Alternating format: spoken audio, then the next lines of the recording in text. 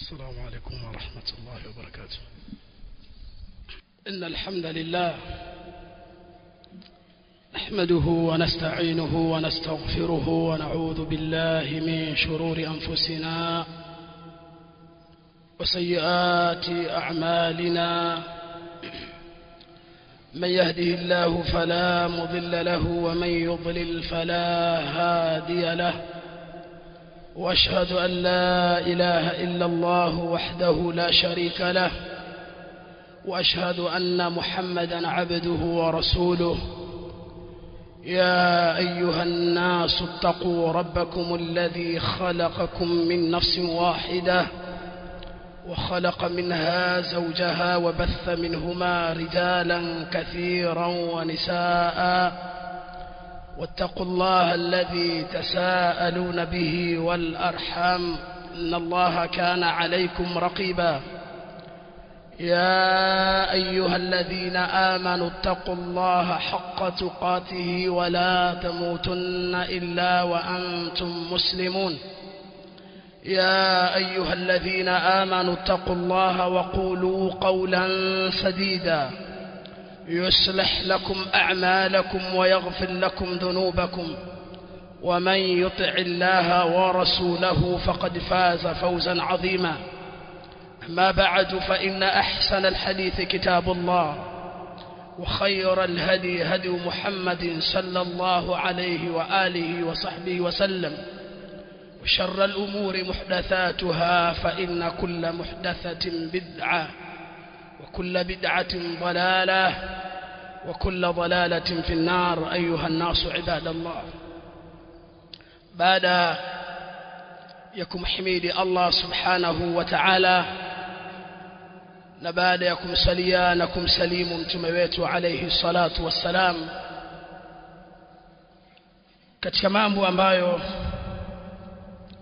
ameyahimiza Allah tabaraka wa taala na mtume wake Muhammad alayhi salatu wassalam ni jambo la watu kuisoma dini ya Allah tabaraka wa taala.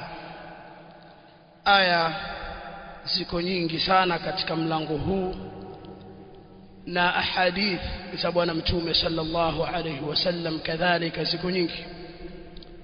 Bila shaka kwa wale waliohudhuria katika daura hii au semina hii, basi aya hizo na ahadithi hizo ndizo zilizowachagiza na kuwahamasisha wakaweza kuhudhuria katika semina hii na daura hii. Tumuombe Allah tabaraka wa taala atupe ilmu yenye manfaa, Allah tabaraka wa taala na atupe kadhalika al-amal as-salih. Ayuha al-muslimun,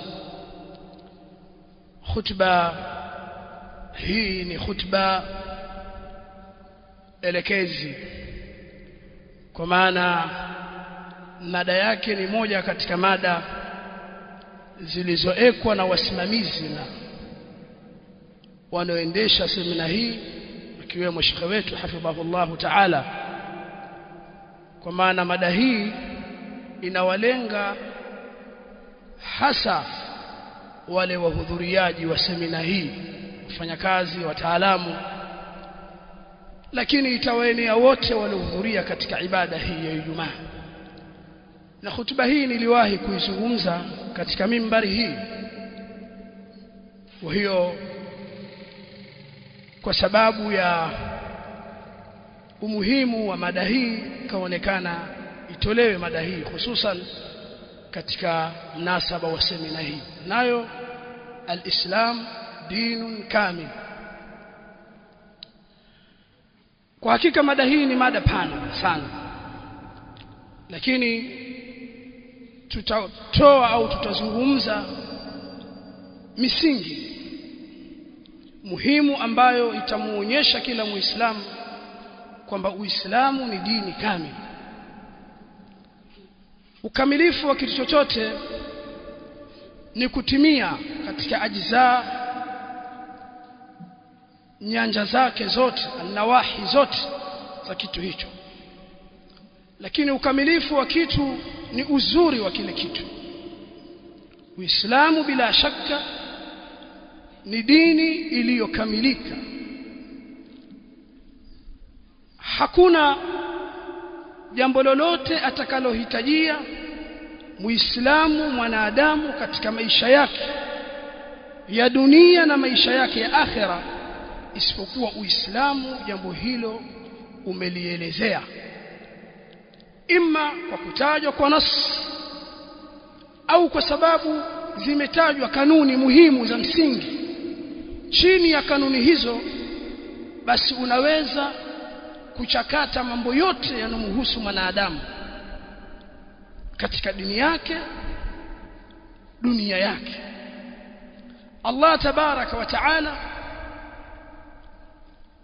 ametaja katika Qur'ani ukamilifu wa dini hii. Kabla dhalika dini ziko nyingi sana. Lakum dinukum waliya din. Mtume sallallahu alayhi wasallam aliwaambia makufar, nyinyi mna dini yenu na mimi nina dini yangu, au nyinyi mna dini zenu na mimi nina dini yangu. Qul ya ayyuhal kafirun la a'budu ma ta'budun. Ukiisoma hii sura utaona maana ya dini, yani maana ya dini yaelezewa na yale yaliyotajwa juu, kwa sababu wao wanaabudu wanavyoviabudu, na Mtume alayhi salatu wassalam alikuwa anaabudu na kuna anayemuabudu.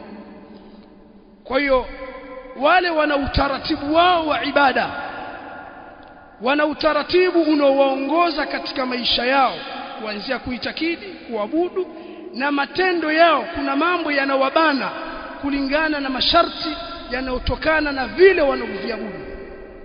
Sasa nyinyi mna dini yenu na mimi nina dini yangu, lakini inna ad-dina 'inda Allahi al-Islam. Hakika dini ya kweli mbele ya Allah tabaraka wa taala ni dini ya Uislamu. ومن يبتغي غير الإسلام دينا فلن يقبل منه وهو في الآخرة من الخاسرين. Tikitafuta akafuata usiokuwa Uislamu akaufanya ndio dini, ndio utaratibu wa kujikurubisha kwa anayemwabudu, akaufanya ndio utaratibu wa maisha yake unamuongoza, hawezi kukubaliwa mbele ya Allah tabaraka wa taala, na akhira huyu mtu atakuwa ni katika waliokula hasara. Allah tabaraka wa taala amemuumba mwanadamu na akamwekea mwongozo. Ala ya'lamu man khalaqa wa huwa al-latiful khabir. Allah ndiye ambaye anamjua kiumbe huyu, akamwekea utaratibu, akamwekea mfumo, na ndio huu Uislamu. Na ni lazima mfumo huu uwe kamili, kwa sababu mwanadamu atahitajia katika dunia yake, dini yake, kuna mambo atahitajia muhimu, ni lazima apate muongozo kamili. Na wale mitume watakaoteremka kumuongoza ni lazima wawe na mfumo, wawe na utaratibu, wawe na mafunzo yaliyokamilika. Huyu mwanadamu asihitajie kutoka kwa asiyokuwa Allah tabaraka wa taala. Allah tabaraka wa taala aliukamilisha huu Uislamu kama anavyosema Allah tabaraka wa taala, al-yawma akmaltu lakum dinakum wa atmamtu alaykum ni'mati wa raditu lakum al-islam dina. Hivi leo nimekamilisha dini yenu. Suratul Maida aya 3. Ukisoma aya hii mwanzoni vimetajwa vilivyoharamishwa: damu, maiti, nyama ya nguruwe, wanyama waliodondoka juu wakafa, waliopigana mapembe, waliopigwa gongo, walionyongwa. Haya yote Allah alipotaja akasema al-yawma ya'isa alladhina kafaru min dini. Utaratibu huu ulitajwa utaratibu wa vitu halali ambao vyafaa kula na kuna vitu haramu. Allah tabarak wa taala ndani ya aya hii akasema wamekata tamaa makafiri na dini yenu. Sababu dini haikuishia katika upande wa moyo na roho, katika upande wa ibada, mpaka katika mambo haya yanayohusu kula pia Uislamu haukubakisha bali ulieleza. Al-yawma akmaltu lakum dinakum. Hivi leo ambao huu ulikuwa ni mwaka wa 10 Hijria, ilikuwa ni siku ya Arafa, ilikuwa ni siku ya Ijumaa kama leo jioni imeteremka aya hii. Baada ya kuteremka aya hii mtume aliishi siku 81 akaondoka katika ulimwengu. Hivi leo nimekamilisha, al-yawma akmaltu lakum dinakum wa atmamtu alaykum ni'mati wa raditu lakum al-islam dina. Kuna Myahudi mmoja alikuja kwa Umar akamwambia, Umar, nyinyi waislamu mna aya hii lau ingeliteremka kwetu sisi tungeifanya siku iliyoteremka aya hii ni siku ya Eid. Umar ibn al-Khattab radiyallahu anhu akamuuliza aya gani? Akamtajia al-yawma akmaltu lakum dinakum, kuonyesha ni aya muhimu sana. Kila muislamu atakiwa aiweke mbele ya macho yake. Mpaka Myahudi, kwa kuwa hawa wanaongozwa na hawa, alitamani aya hii ingeliteremka kwao, wangeifanya siku iliyoteremka aya hii ni siku ya Eid. Umar akamwambia, aya hiyo mimi naijua, iliteremka wapi, wakati gani nafahamu, lakini hakuna mafunzo ya kuifanya siku hiyo kuwa ni Eid. Ibadallah, Uislamu ni dini iliyokamilika katika nyanja zote. Na Mtume Muhammad alayhi salatu wasalam katika hadithi ya Khabbab ambao walikwenda wakamshtakia bwana Mtume sallallahu alayhi wasallam madhila wanaoyakuta, mitihani mbalimbali inayowakumba, bwana Mtume akawaliwaza, kuna wenzenu waliopita ilikuwa chukuliwa msumeno anapasuliwa pande mbili, wenzenu waliteswa kuliko nyinyi, lakini jambo hilo la kuteswa halikuwarudisha katika dini yao, wakaacha dini. Mtume sallallahu alayhi wasallam mwisho wa hadithi akasema, wallahi la yatimanna hadha al-amr hatta yasira ar-rakib min Sanaa ila Hadramaut la yakhafu illa Allah wadh-dhi'ba ala ghanabihi walakinakum tasta'jilun. Akawaapia Mtume alayhi salatu wasalam, na hapa kwa Allah litatimia jambo la dini hii, msiwe na hofu mpaka atasafiri mwenye kusafiri kutoka Sanaa, mji katika miji ya Yaman, mpaka Hadramaut, pia ni mji katika nchi ya Yaman, hamuogopi isipokuwa Allah, na anaogopa mbwa mwitu asijakala mbuzi wake au wanyama wake, kuonyesha Allah atalitimiza jambo la dini hii, na dini itatimia kiasi kwamba hamtokuwa na hofu ya kuogopa adui, hamtokuwa na maisha ya wasiwasi, mmuogopa Allah na mnaogopa wanyama. Hofu ya kimaumbile, mtakuwa na hofu ya Allah ya ibada, na mtabakia na hofu ya kimaumbile ya kuogopa mnyama asije akala wanyama wenu, kuonyesha Uislamu utatimia mpaka katika jambo la amni, la amani, na mtaishi kwa starehe, lakini nyinyi mna haraka. Utaona Uislamu ni dini ilikamilika kabla ya bwana Mtume kuondoka katika maisha. Ndugu zanguni, yatosha Uislamu kuwa ni dini kamili kwa sababu ya marejeo yake. Yani reference ya hii dini ni wahi. Wa anzala Allahu alayka alkitaba walhikma wa 'allamaka ma lam takun ta'lam wa kana fadlullahi alayka 'azima. Allah amemteremshia mtume wetu alkitabu alquran, na amemteremshia hikma. Hikma ni sunna. Mtume sallallahu alayhi wasallam amepewa Qur'an, nama utitu alqur'ana wa mithlahu ma'ahu, kikasi vinginevyo mimi nimepewa Qur'ani na mfano wake pamoja na hiyo Qur'an, bali sunna. Min kamal hadha ad-din, katika ukamilifu wa dini hii ni masdari yake, ni marji yake, ni chimbuko lake. Tizameni dosari zilizoko na mapungufu yaliyoko katika katiba mbalimbali zinazotungwa katika ulimwengu, na ikapita miaka 5, miaka 10, watu hao husika wakahitaji kufanya marekebisho au mabadiliko ya katiba, na mkasikia watu wahitaji amendment au constitutional nini change, watu wanahitaji mabadiliko ya katiba, kwa sababu katiba ya mwanzo iliyotungwa rejea yake ni watu ambao hawajui future, hawajui mustakbal, watu ambao ni madhaifu, watu ambao wana hawa, wana utashi. Lakini Qur'ani huwezi kuikuta ina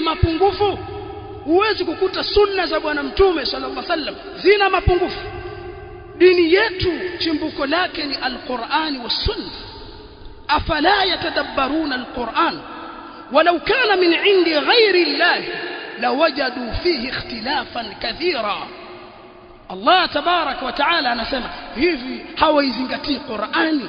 Wana sababu gani ya kutokuizingatia wakaifanyia kazi wakaifuata Qur'ani? Lau hii Qur'ani ingelikuwa yatoka kwa asiyekuwa Allah, basi wangelikuta ndani yake ikhtilaf, mkikuta migongano mbalimbali kama zinazopatikana kwenye makatiba mbalimbali, miongozo mbalimbali inayotungwa na watu. Kuna migongano mbalimbali ya mawazo mpaka watu wanaamua tutunge katiba mpya. Walikaa watu wanaoaminika ni wabunge, ni mawaziri, wana degree 1, 2, 3, wakatumia hela nyingi wakatunga katiba. Baada ya miaka 5 haitakiwi tena. Sasa Qur'ani hii yatoka kwa Allah. Allah anasema ingelikuwa yatoka kwa asiyokuwa yeye, mngelikuta ikhtilaf nyingi sana, ingekuwa kuna migongano mingi sana, lakini yatoka kwa Allah na mtume wetu Muhammad alayhi salatu wassalam. Nafahamu wama yantiqu 'anil hawa in huwa illa wahyu yuha 'allamahu shadidul quwa. Hatamki mtume wetu alayhi salatu wassalam isipokuwa anachokitamka ni wahi kutoka kwa Allah tabaraka wa taala, aliyofundishwa na Jibril alayhi salam. Katika ukamilifu wa dini yetu, masdari yake, elimu zote zinazosomwa basi zina chimbuko, na yoyote anayofanya tafiti au research ni lazima aeke rejea, afanye citing wapi amechukua mawazo hayo na elimu hiyo na taaluma. Ni lazima, hakuna research inayofanyika bila ya kuwa na reference. Muongozo wa dini wetu reference yake ni wahi, yatosha kuwa ni ukamilifu. Ibadallah, miongoni mwa ukamilifu wa dini yetu ni kuwafikiana mafunzo yake na akili na maumbile. Ukiusoma Uislamu na mafunzo yake, akili yako inakubali kwamba hii ni dini ya haki, hii ni dini kamili. Akili, lakini kadhalika umbile la mwanadamu, yale mafunzo yanaendana na umbile. Mfano, katika tauhid sisi twaitakidi Allah tabaraka wa taala pekee ndio muumba, ndio anaendesha ulimwengu. Allah ana sifa hizo hafanani na yoyote katika viumbe. Allah pekee anastahili kuabudiwa, aqidatu tauhid. Lakini hebu tizama aqida ya utatu katika Ukristo iliyoanzishwa na Wakatoliki. Si kwamba ni itikadi ipo kweli katika mafunzo ya Isa alayhi salam, imeanzishwa na Wakatoliki. Akida ambayo ni tata, akida tata ambayo imewatatiza, na baadhi ya makanisa yameipinga, kama kanisa la Jehova linapinga itikadi na mengineyo, na wamefikia kuuana kwa sababu wanaamini utatu lakini umoja, yani moja tatu. Kwa maana kwa wao huyo Mungu amegawanyika sehemu tatu lakini ni mmoja. Itikadi hii ina mazonge mingi sana, kiasi kwamba wengi wao wameacha Ukristo kwa sababu ya kuitazama hii, haieleweki. Ndio maana Allah akasema laqad kafara alladhina qalu inna Allaha thalithu thalatha. Mikufuru walozungumza itikadi ya utatu. Itikadi ya utatu hii wamekufuru walozungumza mambo haya. Ndugu zanguni, Uislamu waendana na akili na maumbile. Katika mifano ya kimaumbile ni jambo la ndoa, mfano mdogo na utoa wa kuoa. Kuna watu dini yao ni mke mmoja kwa maisha na kifo, yani kwa uhai, kwa uzima na umauti, mke mmoja. Yani maumbile yao yanakataa kabisa, yale maumbile yao yanakataa kabisa. Maumbile ya jinsia ya kiume yakataa kabisa kwamba mke mmoja atosha. Hiyo ndio kawaida. Yaweza tokea mapungufu kama vile mwanamke kuota ndevu, yaweza tokea hivi mapungufu. Sasa hazingatiwi huyo mwanamke anaota ndevu, hata kunyoa mwanamke anaota ndevu kunyoa yatakiwa anyoe na kubakia na hizo ndevu ni makuruhu, kawa na madevu mwanamke, kwa sababu huyo amefanya shughuli. Tuzungumzia kawaida jinsia ya kiume, si wanyama, si mwanadamu. Kubakia na jinsia ya kike moja ni jambo gumu sana, ni jambo zito sana. Sasa kuna watu dini yao ati, na sio kweli, ni hii dini ya Paulo hii na watu walioiharibu kwamba kubakia na mke mmoja tu. Lakini ukiwatazama mtu ana vimada vingi sana. Mke akiumwa wafanyaje? Mke akisafiri kenda uguza mama wafanyaje? Mke mmoja tu. Haya ni mafunzo, hayaendani na maumbile. Tizama dini yetu, mafunzo yake yaendana na maumbile kabisa. Ukijitazama waona kabisa una mke wahitajia mwingine, na ukiwa wa pili wahitajia mwingine. Ni ile dini tu kuna wakati imetufunga mwisho sisi wanne. Umbile letu tuliloumbwa hatuwezi, hatuko satisfied na mwanamke mmoja. Sasa kuna dini, haya ni mafunzo. Uislamu hauko hivyo. Uislamu ni dini, mafunzo yake yaendana na akili, yaendana na maumbile. Ndugu zanguni, kuna madhahiri mbalimbali tukiyatazama tunaona ukamilifu wa dini kuanzia itikadi. Kitazama itikadi yetu, itikadi ya tauhid ambayo nimetaja kwa ufupi, kuanzia misingi ya imani ambayo ni 6 na tafasili zake, utaona dini yetu ina udhuh wa hali ya juu. Yule aniabudiwa, dini yetu ina udhuh na ni dini kamili. Kuna watu wana degree 2 3 baniani, lakini anayempigia magoti na kuamini aweza kumsaidia mambo yake ni ng'ombe.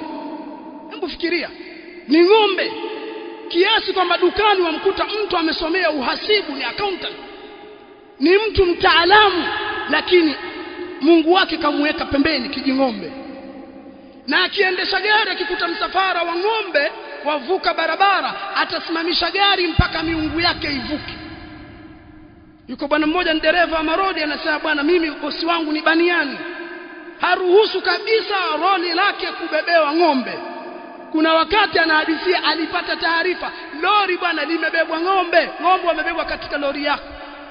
Basi alitoka kama sijasahau Moshi au Arusha mpaka Mkata na gari. Kwa nini? Lori lake kabebwa Mungu. Mwangalia, Uislamu ni dini kamili, ni kumhimidi Allah tabaraka wa taala. Yani Mungu 100 wanaweza kuongozwa na kitoto cha kipara kimoja, akawaingiza porini akawatoa. Huyo ni Mungu huyo. Kuna mtu amesoma lakini aona tu Mungu wake.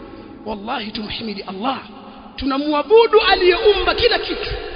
ya ayuha an-nas ubudu rabbakum alladhi khalaqakum walladhina min qablikum la'allakum tattaqun الذي جعل لكم الأرض فراشا والسماء بناء وأنزل من السماء ماء فأخرج به من الثمرات رزقا لكم فلا تجعلوا لله أندادا وأنتم تعلمون. Huyu ndio anastahili kuabudiwa. Kakuumbeni nyinyi, kawaumba waliopita, ameumba mbingu, ameumba ardhi, anateremsha maji mvua ikawa ni sababu ya mazao mbalimbali, riziki mnakula. Huyu ndio mtakuwa kumwabudu. Kuna mtu aabudu aliyeumba, ambaye Mungu anakamatwa, anachinjwa, anapelekwa kuchani, anatundikwa Mungu wake. Uislamu ni dini kamili. Katika ibada, tazameni ibada zetu sisi kuanzia swala, matendo ambayo sisi tunajikurubisha kwa Allah, na ni matendo ambayo ni sababu ya kuhuisha roho zetu na nyoyo zetu, ni sababu ya mahusiano yetu sisi na Allah tabarak wa taala.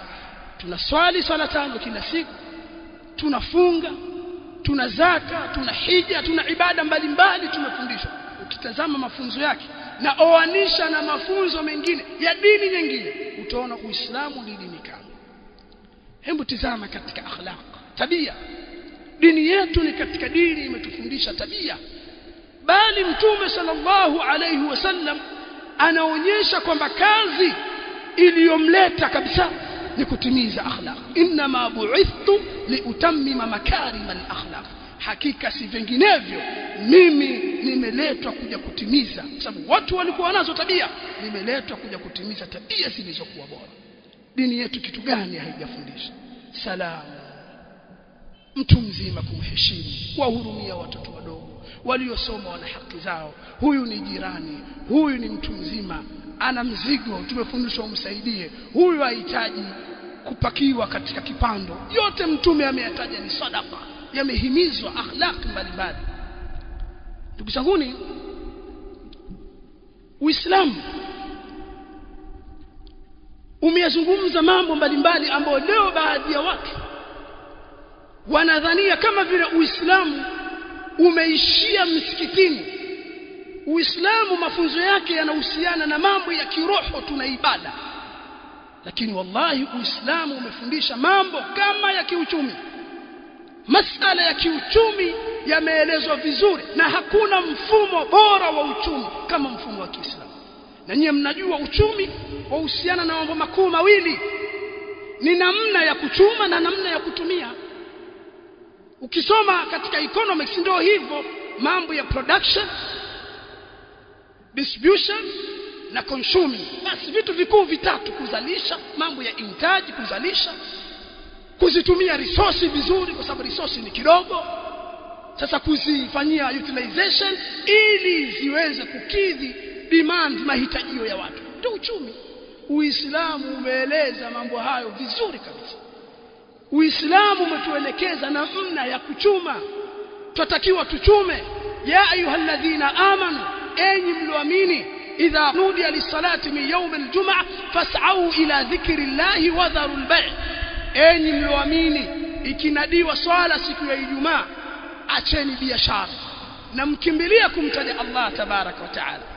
Kwa maana biashara zafanyika, lakini wakati wa nidaa mtakuwa muache mwende swali. Fa idha qudiyatis salatu fantashiru fil ard wabtaghu min fadlillah. Kimalizika sala tawanyikeni ardhini. Ni halali baada ya swala, ni mubaha baada ya swala mtawanyike katika ardhi mkatafute fadhila za Allah tabaraka wa taala.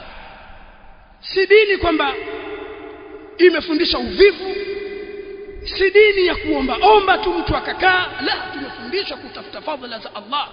Si hivyo tu, mpaka katika haji Allah anasema al-hajj ashhurun ma'lumat faman farada fihinna al-hajj fala rafatha wala fusuqa wala jidala fil hajj wama taf'alu min khairin ya'lamuhu Allah watazawwadu fa inna khayra zadi at-taqwa wattaquni ya ulil albab laysa alaykum junahun an tabtaghu fadlan min rabbikum.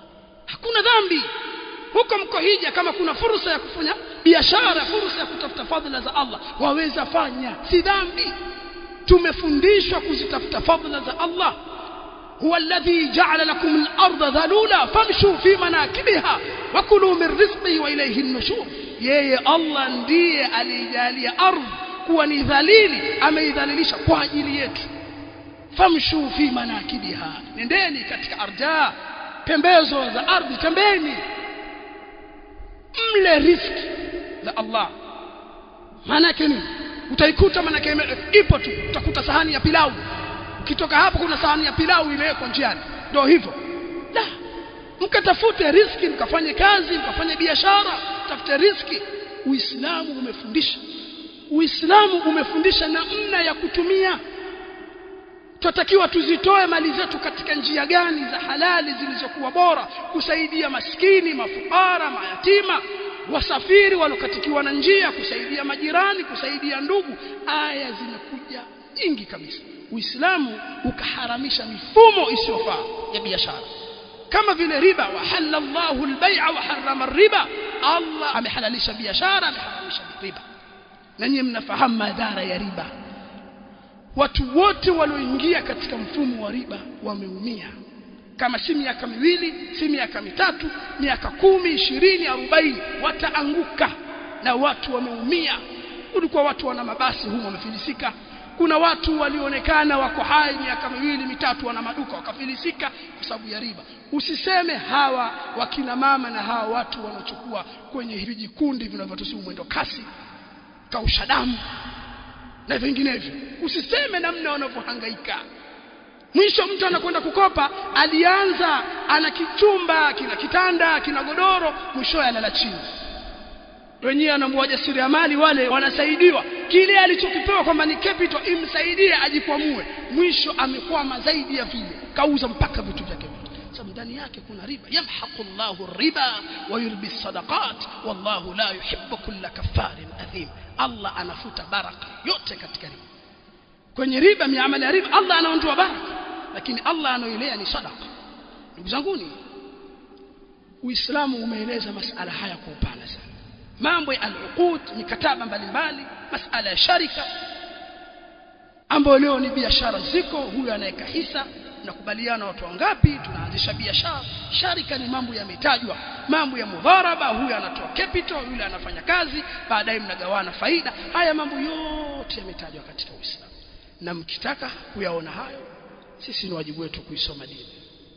Katika fiqh hii milango yote imetajwa. Fiqh ya Kiislamu ni fiqh imesheheni mahitajio tunayoyahitajia sisi wanadamu. Uislamu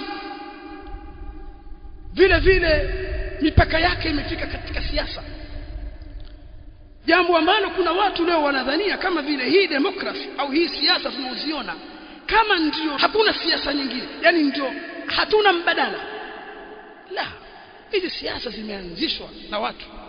Ukisoma kuna kitabu kinaitwa 6 Books of Commonwealth au of the Republic cha bwana mmoja anaitwa Jean Biden. Ukisoma kitabu hicho ambacho ni mwaka 1500 na kitu, huu ni Mfaransa, jurist, ni historia, ni philosopher wa Kifaransa, aliandika kitabu hichi na lengo lake ni mambo ya kitawala. Kaanza kuitaja familia kadha, kenda akataja aina za utawala za serikali na kadha. Machimbuko ya haya maserikali tunayoona katika dunia, ukitoa serikali ya Kiislamu, ukitoa siasa ya Kiislamu, ni hawa watu wasiokuwa Waislamu ndio walioyaleta na walianzisha katika miji yao, na hususan baada ya mikingamo baina yao na kanisa Katoliki. Ukisoma historia, ili kanisa Katoliki liliwatendea watu makosa mengi sana. Watu wakataa kujitoa katika dhulma zao sababu watu walikosa nuru ya Uislamu baadhi ya miji. Uislamu umeeleza siasa kwa uzuri. Siasa maana yake ni tadbiri al-umur wa idaratu shu'uni al-haya, ni kuendesha mambo ya watu. Siasa imma ya kharijia au dakhilia, ya nje, kuwa na mahusiano mazuri na daula za nje, kuanzisha nguvu kupambana na daula isiyokuwa daula ya Kiislamu. Wa'iddu lahum masata'tum min quwwa wa min ribatil khayl. Tume alifundishwa hivyo, alielezwa kuandaa nguvu. Lakini kadhalika umoja katika daula ile ambayo daula ya Kiislamu na serikali. Haya yanahusiana na siasa ya nje. Siasa ya ndani, mambo ya amani, watu wakaishi kwa utulivu, maisha yao, huduma za kijamii zikatawanywa, zikasimamiwa. Haya mambo yote Uislamu umeyafundisha vizuri katika Qur'ani na Sunna za Bwana Mtume sallallahu, na mfano hai ni yale maisha ya Bwana Mtume sallallahu alayhi wasallam, namna yeye alikuwa ndio kiongozi.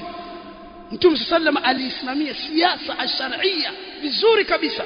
Mnafahamu Mtume alikuwa na jeshi, watu walikuwa wanafanya biashara, watu wanasafiri wanarudi, watu wanaishi kwa amani. Atakayeharibu amani atakamatwa, ataadhibiwa.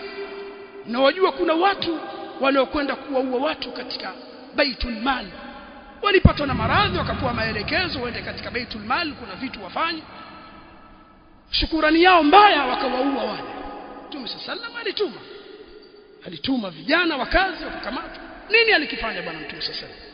Sababu hii ni serikali yenye nguvu. Alitoboa macho yao kwa misumari tena, sababu wao walichukua mali katika Baitul Mali na wakawaua. Alitoboa macho yao, akawakata mikono na miguu kinyume, alafu akaweka katika mawe yenye joto kali au yenye moto kabisa, wakafa hapo. Ilikuwa ni serikali ina nguvu. Uwezi ukaja ukawachezea watu, ukawafanyia watu dhulma, ukachupa mipaka, ukaachiwa. Mtume sallallahu alikuwa na siasa nzuri, siasa ya uadilifu. Mtume alikuwa halindwi mpaka watu wanashangaa. Mtume alikuwa hana bawa. Najua yule mwanamke aliyokutwa kaburini, Mtume sallallahu akamfanya subra. Bwana Mtume, wewe nenda tu, wewe haja kupata alionipata mimi. Alipokwenda anasema yule mwanamke, nimemkuta Mtume hana walinzi. Kwa maana una underline kwa nini alisema hivi? Lakini kiongozi wa umma anaongoza watu wote, halindwi, kwa sababu alifanya uadilifu. Watu walikuwa wanampenda Rasul alayhi sababu siasa yake ilikuwa ni siasa nzuri. Ndugu zanguni, sisi hatuna haja na siasa za demokrasia wala siasa nyingine tulotewa za ukomunisti, za rasilimali hizo, kitu kitolewa. Hatuna haja siasa hizo. Uislamu unatosha. Uislamu umeeleza namna ya kupata kiongozi, masala ya siada. Kiongozi anapatikana vipi katika Uislamu? Si hizi fujo mnaziona. Mpaka mtu akifika kwenye madaraka kuna watu wamekufa, zimepotea. Yani ile madaraka mpaka ya mtu akiyapata, zile hela zilizotumika kuyatafuta madaraka ni bajeti tuweza mji mzima ukaujenga. Kwenye Uislamu hakuna mambo hayo. Kwenye Uislamu hakuna kujinadi kwamba mimi ni peni, hakuna pia. Hebu tizama hii dini yetu. Mpaka ukajinadi mimi nina sifa hii ni peni, ukatoa na hela. Kwenye Uislamu na wewe hufai. Angalia hii dini. Takiwa watu wenye akili wakae waone fulani atufaa. Ni mtu mcha Mungu, ni mtu mwadilifu, ni mtu ana maarifa na ilmu na busara. Afaa huyu kutuongoza. Sio wewe ujinadi. Walevi wanajinadi, wauza unga wanajinadi, wahuni wanajinadi. Sisi tunajua kuna watu wahuni kabisa chawa pia wamepata uongozi. Huku katika viuno, huku kiongozi aongoza watu, huku awakilisha watu. Wako hao. Uislamu ukitazama mfumo wa kupata uongozi ni mfumo bora. Na nani atastahili kutawala, nani astahili kutawala? Uislamu umeeleza. Wallahi hii ni dini kamili. Nas'alullah lana wa lakum at-tawfiq. Alhamdulillah. Alhamdulillahi rabbil alamin wal 'aqibatu lil muttaqin. والصلاة والسلام على المبعوث رحمة للعالمين نبينا محمد وعلى آله وصحبه أجمعين. أما بعد. عباد الله. Uislamu ni dini haukuacha mambo yanayohusu maumbile ya mwanadamu. Maumbile yake, fitra yake. Mnafahamu ya kwa Bwana Mtume sallallahu alayhi wasallam anasema mambo matano ni katika fitra. Katika hayo kukata kucha, kunyoa nywele za sehemu za siri, nywele za kwapani, kupunguza masharubu, kuachia ndevu. Na wewe tizama, yani tizama mtu anonyoa ndevu akaachia masharubu, afanana na nani? Apendeza au atisha? Wewe tizama, alafu utaona hii dini ilikuwa kamili. Dini yani imekamilika kabisa. Uislamu hiki kiwiliwili chaeza umma kikapatwa na maradhi. Uislamu ukatuonyesha kwamba maradhi, kila radhi lina dawa. Mtume sallallahu alayhi wasallam anasema ma anzala Allahu da'an, Allah hakuteremsha dawa illa anzala lahu shifa. Allah hakuteremsha dawa maradhi yoyote illa anzala lahu shifaan. Allah hakuna maradhi alomjaribu mtu akamteremshia isipokuwa ameteremsha Allah ponyo, dawa au shifa. Alimahu man alimahu wa jahilahu man jahila. Mtume anasema kuna waliojua dawa na kuna wasiojua dawa. Kuna aliyefahamu dawa na kuna ambaye hakuifahamu dawa. Na utaona maneno haya yanaonyesha kwamba tunatakiwa tufanye utafiti. Udaktari ni jambo limehimizwa kwa sababu kuifahamu dawa baada ya kufahamu maradhi, hii ni ilmu, lazima usome. Kwa hiyo Mtume anasema hakuna maradhi yoyote. Katika riwaya akataja isipokuwa yeye Mtume akasema ni maradhi al-haram. Ule utu uzima uzee ule hauna dawa. Kishazeeka bana wewe ni mtu mzima. Wengine wanaitwa watu wazima ovyo. Na kishazeeka lakini ataka ujana. Hakuna dawa. Lakini yaliyobakia Mtume sallallahu alayhi wasallam anasema yana dawa, likulli da'in dawa. Mtume anasema katika riwaya nyingine ameipokea Jabir, hadithi inda Muslim, kila maradhi yana dawa. Fa idha usiba dawa'u da'i bara'a bi idhnillah. Likipatwa, ikiafikiwa dawa ya maradhi, mtu anapona kwa idhni ya Allah, bara'a bi idhnillah. Ukisoma ahlul ilmu wanaeleza kuafikiana dawa na maradhi, hii ni elimu. Lazima watu wasome kwamba haya ni malaria. Malaria sababu yake ni nini? Hiki ni kipindupindu. Hii ni TB. Hii sababu yake ni nini? Hii sababu hii itatibiwa na dawa gani ili haya maradhi yaondoke? Hii ni elimu. Mtume sasa anasema ikisibu dawa, ikisibu maradhi. Sababu sio wewe dawa yako utakuwa unywe ciprofloxacin mfano, unakwenda kunywa paracetamol. Bwana mimi naumwa leo wiki, umetumia dawa gani? Mimi nakula paracetamol. Ndio sasa paracetamol si dawa ya kuondoa tena maumivu madogo tu. Nenda hospitali bwana ili upate daktari akupe apime, ajue maradhi, itazamwe maradhi haya dawa yake ni hii. Kwa idhini ya Allah mtu apona. Hebu tizama mafunzo haya. Manake watu watakuwa wasome, daktari, wajue maradhi na matibabu yake. Kuafiki dawa maradhi kuna dozi. Hii dozi utakayotumia kwa siku vidonge 2 au kichupa hichi unywe kwa siku nzima, baada ya siku 2 utumie hivi. Hii yote ni kutafuta kule kusiku dawa nini? Katika kiwango, kwa maana kiwango hicho ukizidisha waweza kufa. Si ndio kuna watu wamekwenda pale kwa hawa wauza dawa wa Kiswahili. Mtu ana malaria akapewa dawa za uchungu, lakini huku ana sukari. Kwa dawa za uchungu anywa tukunywa vikombe 3 4, mwisho kafa. Haikusibu dawa yale maradhi, akafa pia kwa idhini ya Allah tabaraka wa taala. Uislamu ndugu zanguni, madhahiri yake na mafunzo yake ni mengi, na ukiyatazama utaona ukamilifu wake. Kama nilivyosema, hutuba haitoshelezi, tunataja tu baadhi ya vitu, lakini kuna mambo tunaona ni ya msingi twazuzuliwa na watu wengi, hasa fikra za kimagharibi kama hadhara, thaqafa, utamaduni. Uislamu una utamaduni, na utamaduni wa Kiislamu umejengeka kuanzia katika roho, sio utamaduni wa kimagharibi. Naona vijana wameingia katika kuwaiga wa magharibi, mavazi na vinginevyo, kutembea, kunyoa, kutumia wakati ovyo, kucheza mapool table, kukaa tu maskani.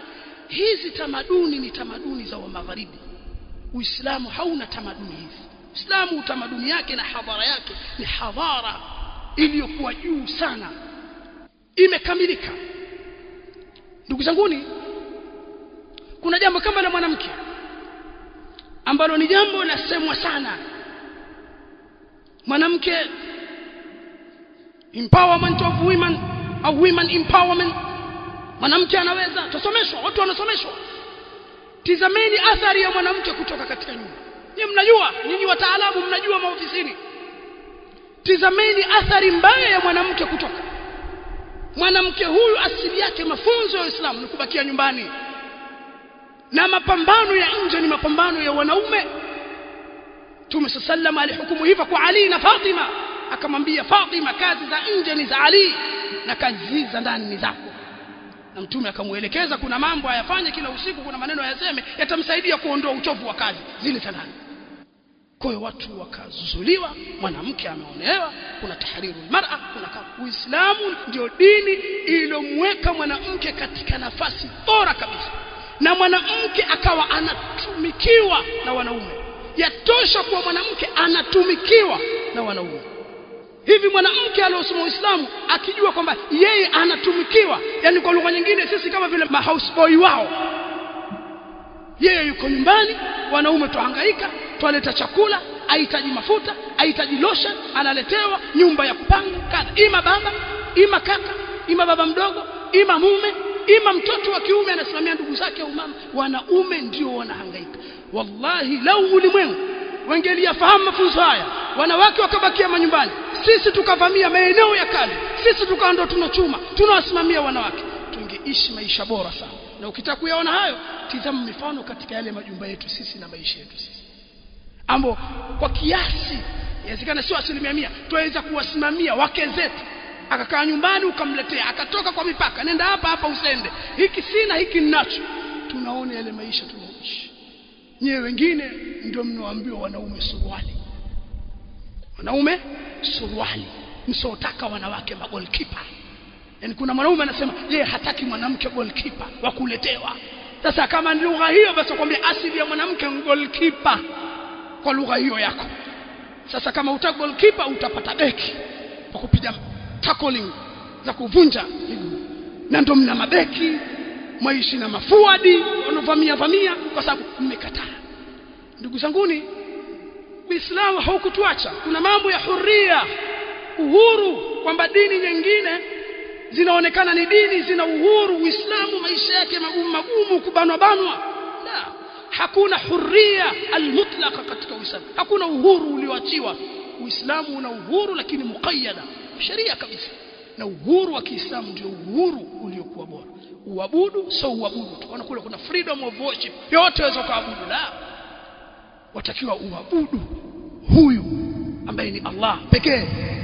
Kuna uhuru kweli wa kujieleza, lakini kwa mipaka. Sio useme man kana yu'minu billahi wal yawmil akhir falyaqul khairan au liyasmut, zungumza khairi au nyamaza. Sio useme kwa vile kuna freedom of expression waweza sema. No, Uislamu ni dini kamil ibadallah.